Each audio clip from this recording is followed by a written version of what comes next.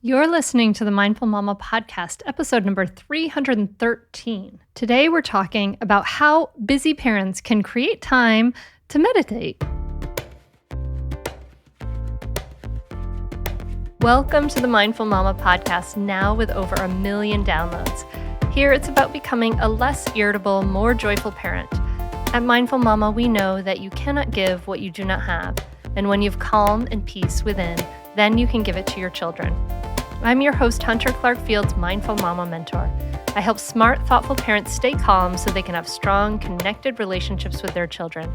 I've been practicing mindfulness for over 20 years. I'm the creator of Mindful Parenting, and I'm the author of Raising Good Humans, a mindful guide to breaking the cycle of reactive parenting and raising kind, confident kids. Welcome back to the Mindful Mama podcast, my friend. I'm glad you're here. I'm glad you're listening. I know that even talking about meditation, people are like, oh my God, it feels like something I have to do. But there are so many good reasons to have a meditation practice, start a meditation practice. And so this is for you. If you've wanted to practice mindfulness, you know, I want to be less reactive. I want to calm my stress response. I want to feel less anxious. I want to feel less anxiety, less depression. I want to feel more well-being. I want to just be able to think more clearly. I want to be able to pause, right? If you want all those things, and this is the episode for you, because I'm going to talk about how busy parents can create time to meditate. And this is something I have been working on for like a decade now, and talking to parents about this, because this is something that for me, meditation is a non-negotiable thing in my day, because I know it makes me a better parent, helps me be less reactive, more thoughtful. It actually kind of like gives me more time in my day in a weird way. It feels like something extra to do, but it actually gives me more time because I'm more focused. I'm less distracted. I'm definitely a better parent and a better person to be around altogether when I meditate, and I enjoy life more. So, it's such a good thing to bring into your life, and it doesn't have to be that hard. I've worked with parents of newborns and toddlers, parents with lots of kids, and I've helped people get a meditation practice, and you can have one too. So don't fret. Today I have 8 tips for you for finding time to meditate. And the thing is, it's hard. How do you know when it's a good time to meditate? You always have other things to do. And most of us don't feel particularly inspired to meditate at any given time. Like that, it's not something that happens.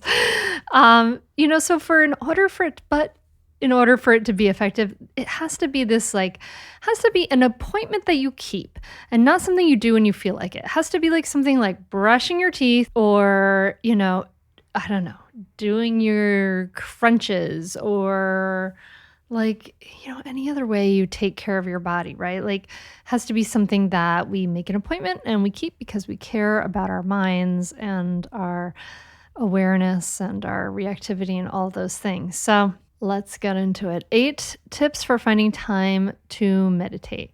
And the first one is the most important one that I see, and you won't find this tip other places, but it's the most important one I want to mention here, and that is to decide that you are worthy of your own time. So one of the main reasons I see that moms don't give themselves time to meditate, or time to themselves at all, is a feeling of a lack of worthiness. And that's not surprising, because as a society, we tell people, especially women, that we're not valuable unless we're achieving something or caring for others. I call bullshit on this whole idea. When you were born, no one looked into your beautiful little baby eyes and thought, this baby is not worthy of love and attention and affection because this baby has not achieved anything. No, you're worthy just because you're here. You are worthy of your own time. You are worthy of time to yourself. Even if you have no children, if you have no responsibilities, you have no one else to be responsible to in the world, you're still worthy of your own time just because you are. You have to decide, you have to make a conscious choice that you are worthy of your own time. So if you are telling yourself, I don't have time, I don't have time, and you're pushing yourself off and you're having a weird feeling of resistance around this, then I want you to examine this. Are you really, is there really an underlying worthiness issue? So, number one, I want you to decide to make a choice, even if it feels uncomfortable, that you are worthy of time to meditate. And you are. Number two, I want you to schedule your meditations. Now, scheduling meditation may seem pretty unromantic and a little type A. I mean, and I'm not like that. I'm not even a very systematic person at all. Like, I'm so far from systematic. And so scheduling may seem a little like anal retentive or whatever, but scheduling means that it is important. So writing it down, especially writing by hand on a sheet of paper, has a powerful effect on the memory. So by writing a schedule for your meditation, you commit to that appointment. I have an appointment book. I have a passion planner I use every week, and every Friday I write the next week's stuff on it, and meditate is the first thing I put on that calendar. So write it down. Write down a schedule for your meditation, commit to the appointment. And you can also, you need to know that you're telling yourself in that time that you value your own well-being enough to take time during the day for yourself. All right, so what time do you pick? Pick a time with few distractions. I find that the best time for me to meditate is first thing in the morning before I've had a chance to get too immersed in the activities of the day. I don't have to tear myself away from anything, and nothing has interfered yet with my intention to meditate. But that may not work for you because you may have small kids who wake up at a wildly unreasonably too early hour.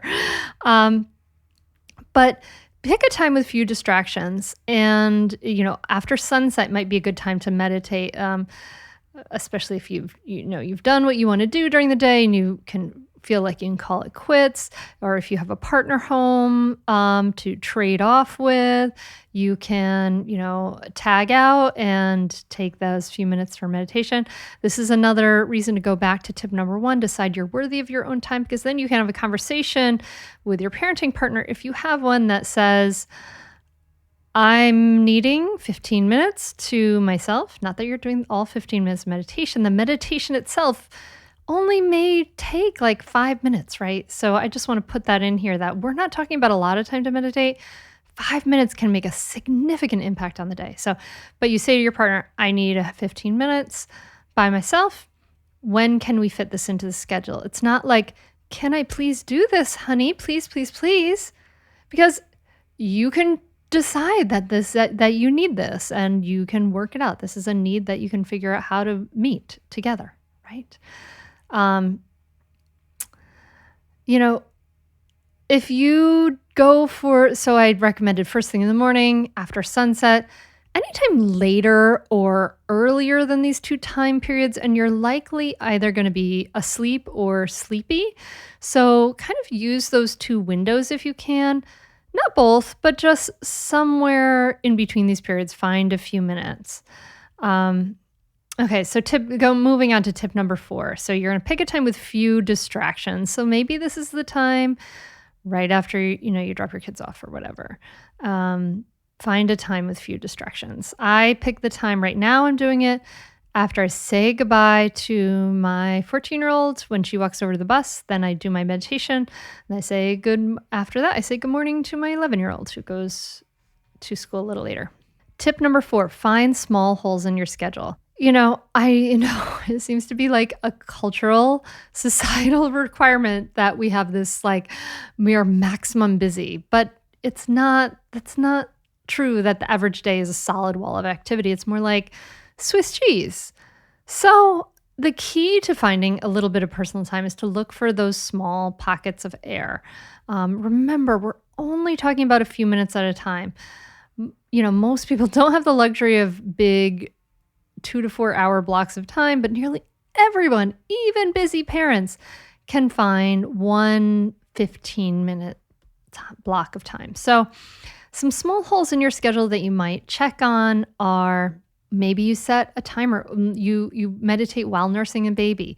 Set a timer for 5 minutes or use a 5-minute guided meditation, and then use the rest of the nursing time to flip your phone or whatever, look at your phone if that's what you're doing or whatever you normally do during your nursing time. You know, carve out those 5 minutes before you go to bed at night.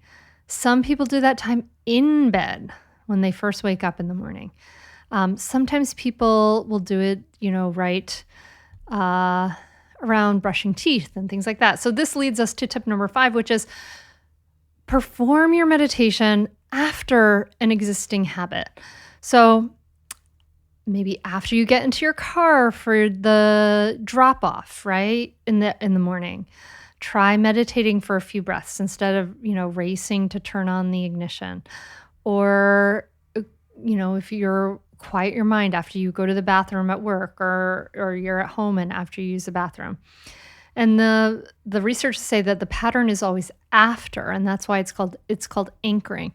So you want to choose a daily occurrence or existing activity to remind yourself to meditate. So maybe you brush your teeth and then you sit on top of the closed toilet seat set a timer for 3 minutes and meditate there while your partner is downstairs having breakfast with the kids. Try to anchor it.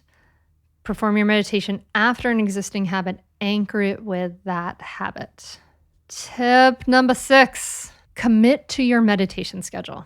Once you identify the best times to meditate, schedule them in, commit to them in writing. So when you come to that appointed time, drop everything, do your meditation. Know that you're worthy of it. Be aware that something will happen, right? Something will happen that will tempt you to deviate from this plan. You will get a phone call. Your child will stub their toe. Social channels will ping, whatever. All that stuff will happen, but commit to your meditation schedule. Really make a commitment, because it's a commitment to yourself. It's a commitment to your mental health. It's a commitment to your emotional health. It's a commitment to you being the model for groundedness and peacefulness for your family, being able to accept and hold all the things. So commit to your meditation schedule, whatever that schedule is, and try to commit to it for like a good month. See how this feels. And you can even give yourself a reward afterwards. I love that.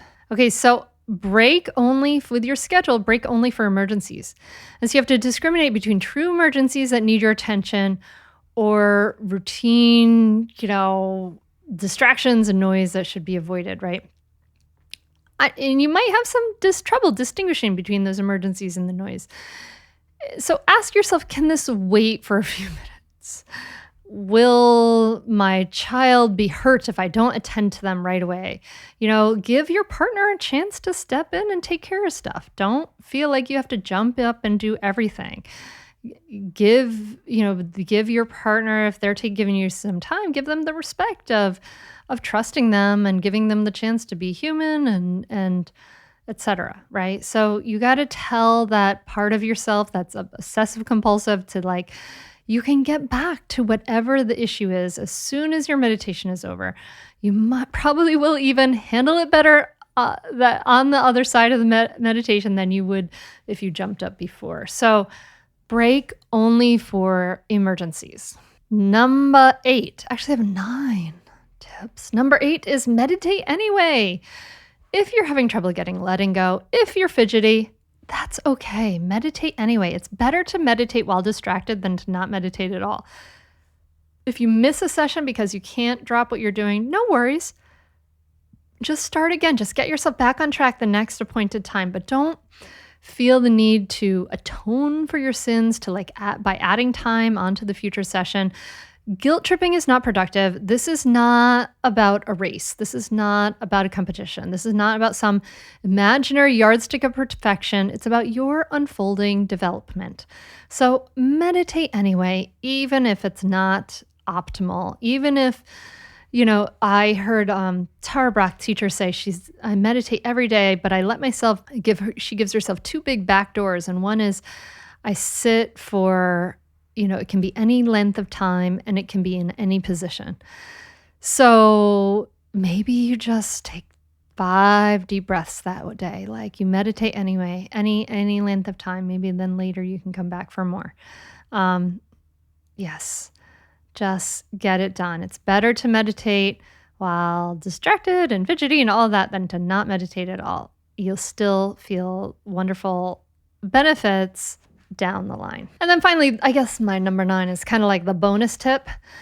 And this is about like mindfulness in general, but practice mindfulness when you've got some time to kill, right? So resist the urge to scroll through Instagram the moment your kids head to the bathroom. It's very healthy to have all sorts of moments in the day where you're just being, right? It's tempting to really use our phones as entertainment during those blank spaces of time during the day, but we can just pause and let the moment happen instead of gluing ourselves to our Facebook feed or our Instagram feed. Look around, smile at other people, enjoy some momentary calm. And I know it's not the same as doing a seated meditation, but being fully present during these small moments can help you feel more comfortable confronting the thoughts rattling around in that head. So these are my tips to help busy parents meditate. And this is something we talk about in the Mindful Parenting membership often, how to have time to meditate. We like to hook you up with an accountability buddy so you can be accountable to, you can ping each other, you can text each other and say, hey, did you practice? Yes, I did. Yes. No, I didn't. Okay, I'm going to go do it now. That kind of thing. But yes, he's, just to recap, 8 tips plus a bonus tips for finding time to meditate. Number 1, most important, decide you are worthy of your own time. Number 2, schedule your meditations. Number 3, pick a time with few distractions. I know this is not easy, but you can find some time. Number 4, find small holes in your schedule. Number 5, perform your meditation after an existing habit, anchor it. Number 6, commit to your meditation schedule. Number 7, break only for emergencies. Number 8, meditate anyway. And then finally, bonus tip, practice that mindfulness when you've got some time to kill. All right, so I hope this has been helpful, my friend. I hope that it will help you jumpstart your meditation practice. If you want more information about meditation, about mindfulness, you want to learn more about the Mindful Parenting course, go to mindfulmamamentor.com and let me know if this was helpful for you. I would love to know. It makes such a big difference to me. Let me know at Instagram at mindfulmamamentor.com. And I'm wishing you a beautiful, beautiful week, my friend. And I'm wishing you all the best, wishing you that time to do your practice, do your meditation practice. It's really life-changing, and it really does help us become better parents by calming and steadying our heart, our mind, and our nervous system. And that is truly what our kids need most from us. It's what they need most. It's more than any gifts, to have us be really fully present for them, to love and accept them as they are, to love and accept ourselves as we are. That's what they need from us. And meditation is a key for this. And you really can do it, even if you're fidgety, even if you're skeptical or anxious, any of that stuff. I promise you can. We're going to have some more resources coming up. So definitely check mindfulmamamentor.com, and I will catch you next time on the Mindful Mama podcast. Thank you so much for listening. Namaste. I am still sometimes a yeller. I yell too much to my kids. I have 4 kids. It was really bad. I just have to take this to change something that was not healthy, not for me and not for my kids. I can listen to them, and that's great because they know that I'm listening to them. Now I'm less reactive. I'm not explode when my kids say something like I did before. It's calm. Everything is calm here now. So take these classes because we'll help you. We'll teach you a lot of things, and you can see that you are not alone in this world, that you're not a bad mother. I think you need to take these classes. say definitely do it. It's really helpful. It will change your relationship with your kids for the better. It will help you communicate better. And just, I'd say communicate better as a person, as a wife, as a spouse. It's been really a positive influence in our lives. So definitely do it. I'd say definitely do it. It's so worth it. The money really is inconsequential when you get so much benefit from being a better parent to your children and feeling like you're connecting more with them and not feeling like you're yelling all the time or you're like, why isn't things working? I would say definitely do it. It's so worth it. It'll change you. No matter what age someone's child is, it's a great opportunity for personal growth and it's a great investment in someone's family. I'm very thankful I had this. You can continue in your old habits that aren't working, or you can learn some new tools and gain some perspective to shift everything in your parenting. Are you frustrated by parenting? Do you listen to the experts and try all the tips and strategies, but you're just not seeing the results that you want? Or are you lost as to where to start? Does it all seem so overwhelming with too much to learn? Are you yearning for a community of people who get it, who also don't want to threaten and punish to create cooperation? Hi, I'm Hunter Clark-Fields, and if you answered yes to any of these questions, I want you to seriously consider the Mindful Parenting membership. You'll be joining hundreds of members who have discovered the path of mindful parenting and now have confidence and clarity in their parenting. This isn't just another parenting class. This is an opportunity to really discover your unique, lasting relationship, not only with your children, but with yourself. It will translate into lasting, connected relationships, not only with your children, but your partner too. Let me change your life. Go to mindfulparentingcourse.com to add your name to the waitlist, so you will be the first to be notified when I open the membership for enrollment. I look forward to seeing you on the inside. mindfulparentingcourse.com.